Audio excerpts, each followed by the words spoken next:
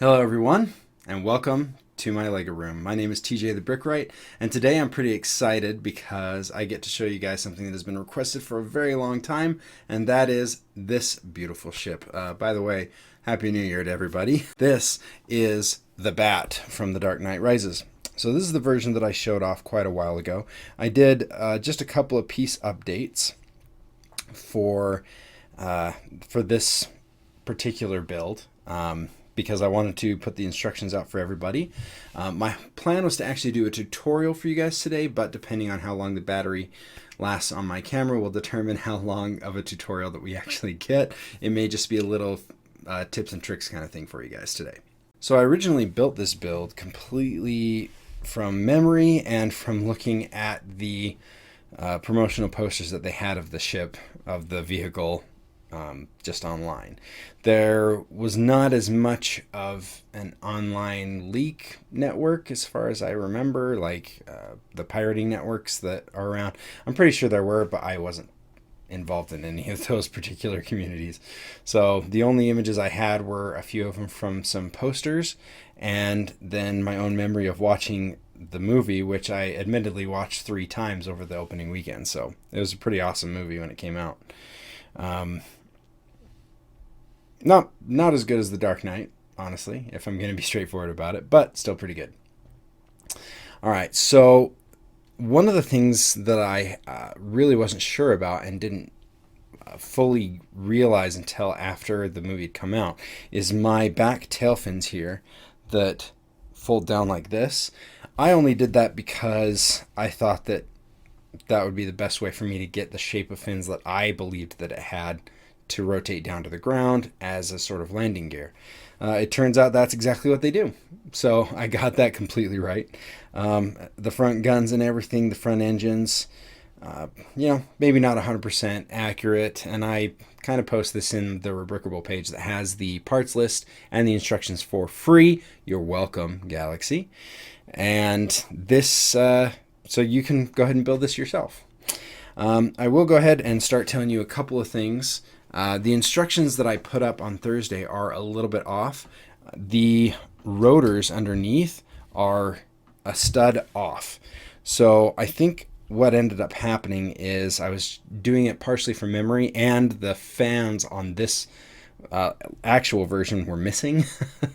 And so I guessed where they were, and I thought that they were spread out a little bit further. Oh, sorry for the glistening. I washed it, and apparently I didn't get all the water off.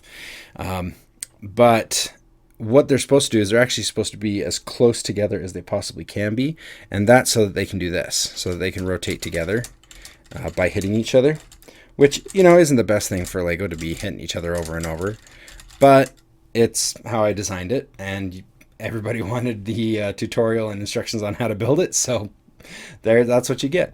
I have had the idea to build a 2021 scale version of this, like I did for the Bat Pod that matches the 2021 tumbler. Obviously, it would now be 2022.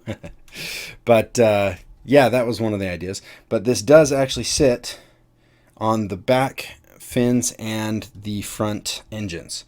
So if you want it to, you can actually just display it like that, or this is actually something I was going to try to put in the instructions but wasn't able to.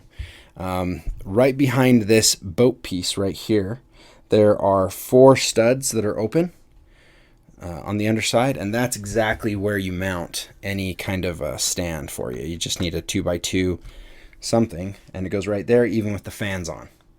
A lot of times I will take the fans off when I'm just playing with it, so you don't necessarily even have to put the fans on the craft, but they kind of look cool. It is a little bit easier to fly around if they are not on, and you won't bump as many things off. Again, probably not the most accurate bat that's out there, but I think it's one of the ones that are my favorite. A couple other things that happen, which I just did right here, is I can't remember if I actually fixed this on the instruction version. Probably not. But the front sections and panels and some of those, they do tend to fall off occasionally when they get bumped the right direction, or if they get pressed a little bit too hard in one way. But for the most part, it is pretty swooshable. You can pick it up from the back end, although again, you take the fans off and kind of grip it from that center tile right there, and that'll probably be the best way to grip it. I was going to try to see if there are any other tips and tricks to it. One of the really big tricks for me that I discovered while rebuilding this is these front canopies are extremely difficult to hinge. And so what I ended up doing is I only put one of the click hinges on here, and on the other side is actually a regular click, not a click, but a clip plate. So if I pull this off here, you can see, let's see if we can get even better. All right, you can see one side, this side has the click hinge, the other side is just a regular clip. This is actually a technique that LEGO has done a couple of times on other ships and vehicles to make that click hinge just a little less stiff. And that actually worked out perfectly for this build so that you can lift that cockpit a little easier. I had a hard time with it when I first put it together, and I very rarely would open and close it because of how difficult it was. So again, this is an older one. This is you can see it's gotten a little dirty over time, even after washing it. Some of that dirt just really wants to be scrubbed hard to get off. But other than that, that's the ship. That's what we're working at here.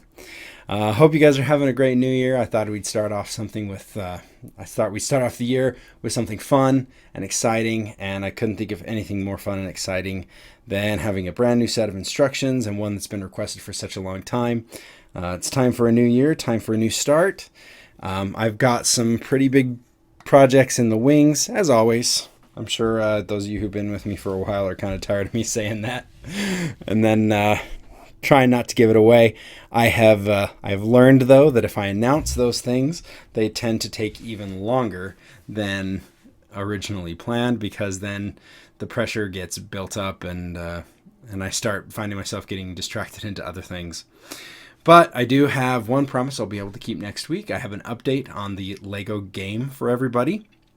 Should be really fun. We've done a lot of play testing and made a bunch of changes, so I hope I'm able to fulfill your expectations in that regard. So until we see you next time, I've been TJ the Brickwright.